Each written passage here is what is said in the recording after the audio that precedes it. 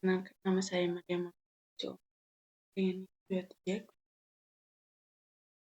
Ya, jadi di sini saya akan menjelaskan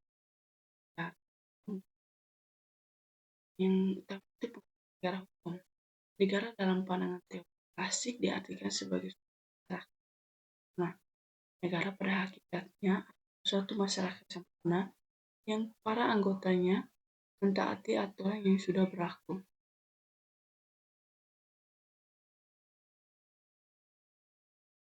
Pengertian HAM itu sendiri adalah seperangkat hak yang melekat pada hakikat dan keberadaan manusia sebagai makhluk Tuhan yang Maha Esa dan merupakan anugerahnya yang wajib dihormati, dijunjung tinggi dan dilindungi oleh negara, hukum, pemerintah, dan setiap demi kehormatan serta perlindungan hak dan martabat manusia. Berikutnya itu negara hukum. Pengertian negara hukum itu sendiri adalah negara yang tindakan penguasanya itu dibatasi oleh hukum. Dalam konteks ini, asasi manusia atau HAM itu sendiri memainkan peran penting. Perlindungan HAM adalah sebuah niscaya dalam sebuah hukum. Hubungan HAM dengan negara hukum tidak hanya dapat dilihat dalam bentuk formal, tapi juga dapat dilihat secara material. Jadi, dalam negara hukum, HAM harus selalu dilindungi dan dihargai. Makna Indonesia sebagai negara hukum. Makna negara Indonesia sebagai negara hukum itu sendiri yaitu secara dinamis, esensinya adalah hukum nasional. Indonesia harus tampil akomodatif, adaptif, dan progresif. Akomodatif artinya mampu menyerap, menampung keinginan masyarakat yang dinamis. Hukum dalam menciptakan kebenaran yang berkeadilan bagi setiap anggota masyarakat.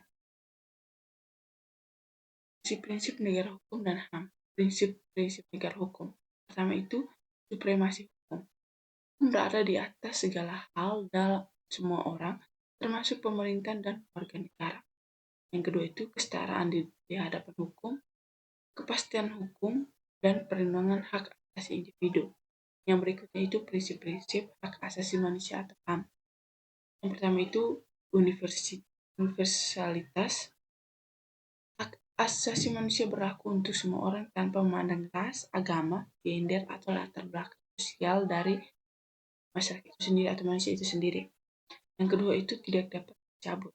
Hak manusia adalah hak yang melekat pada setiap individu sejak lahir dan tidak dapat dicabut oleh pihak pun. Ketiga itu tidak diskriminatif. Setiap individu memiliki hak untuk tidak diskriminatif, baik dalam perlakuan hukum maupun dalam hak-hak dasar lainnya. Keempat itu keadilan dan kemanusiaan. Hak asasi manusia berhubungan dengan prinsip-prinsip keadilan, kemanusiaan, dan penghormatan terhadap martabat manusia.